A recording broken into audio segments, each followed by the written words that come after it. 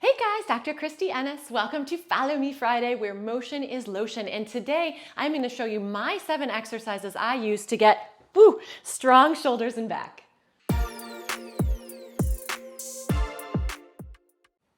All right, exercise number 1 and 2 are going to use some equipment, but I'm going to show you also how to do it with a band, which is what I do when I don't have the equipment.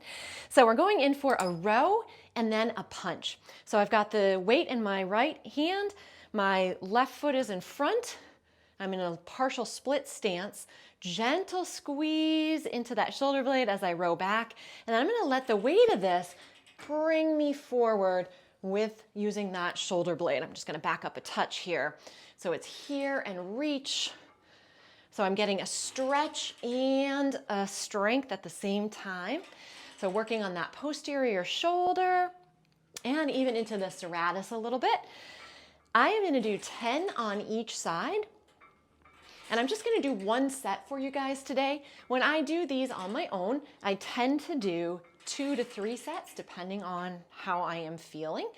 And you want to go until you have a little bit of fatigue, actually, in the muscle. So I'm starting on the other side, same idea as I fall over, and I'm adding that squeeze and then really reach it forward with that shoulder blade.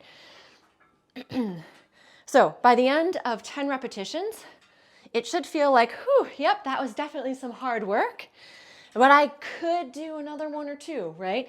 And not lose form, that's the key thing. So that's how you're kind of judging your weight for these also. Squeaky, you guys get to see where our personal training area is today. It's in the basement. 1 more on this side, and then moving on to the lat pull down. So to do that with a band, you're going to loop a band around something sturdy, and we're going to go in that exact same position. So if it's in my left hand, my right foot is forward, standing up nice and tall, squeeze into that shoulder, elbow comes back, and then let it reach you forward. All right, we're at the lat pull down, which obviously we're going to work our lats for this one. So I'm grabbing nice and wide on that bar. I'm going to have a seat. And then you want to make sure that you are pulling down in front of you. It used to be taught to pull down and back, and that is just definitely not good. So again, I'm adding that little gentle squeeze in through my shoulder blades, but I'm letting those arms come all the way back up. And I'm pulling in right towards my chest. And again, we're going with 10 here. Make some squeaky noises, just like my body. 2 more. Nice, good. To get the lat pull down, just make sure you have something high that you can loop your band around. And then you're going to grab onto the handles, or at least the band itself, nice and wide, and I'm going to squeeze and pull down. This time I'm actually kind of pulling down right towards my side. You can pull in towards that chest a little bit too, but same idea. Okay, so 1 foot's going to go in front opposite of the weight you're holding in that hand, shifting that hip back, and I'm going to take that shoulder and arm, and I'm going to row back, making sure that I'm not rowing straight up so that I'm not getting the trap here, or at least that upper trap. We're getting the back of that shoulder and into that upper back a little bit as well. If you need to, you can absolutely hold on for balance with the other hand, or you can choose to work on balance if you want to also. Whew-wee. And I actually feel my glutes working here too now at the same time. And I'm a terrible counter. Pretty sure we've got 1 more, and I'm switching legs. Same idea, left foot goes in front if the right arm is holding, shifting that hip back, and I'm rowing back and not up. Also making sure that you're not rotating your body so that you don't put excess force through that spine. All right, we're trying to protect all our body parts as well as work them.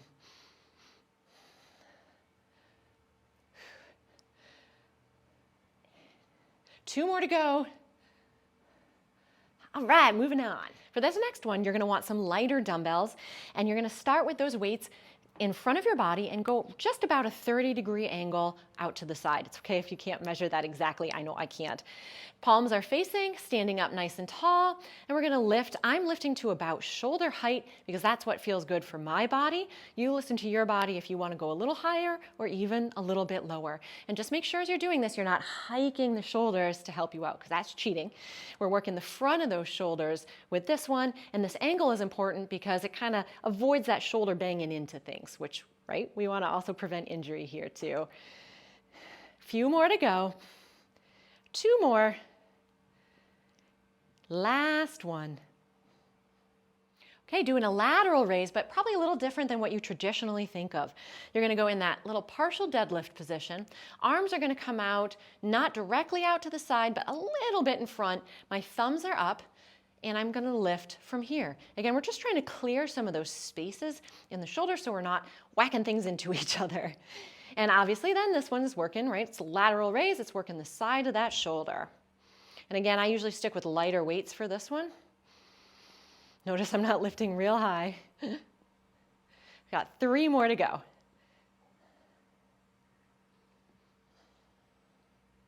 And 3. Okay, we are on the ground for our last 2. Yay, I'm gonna clap my feet. I'm gonna have a towel under here. You don't have to, but it helps to keep that arm squeezed down. Staying with that lighter weight, squeezing that upper arm, and I'm lifting just the lower part of my arm. So now we're actually working on some of that rotator cuff muscle, 2 of them actually. And notice I'm only lifting up as high as I can without my whole body rotating back. My arm is not lifting away.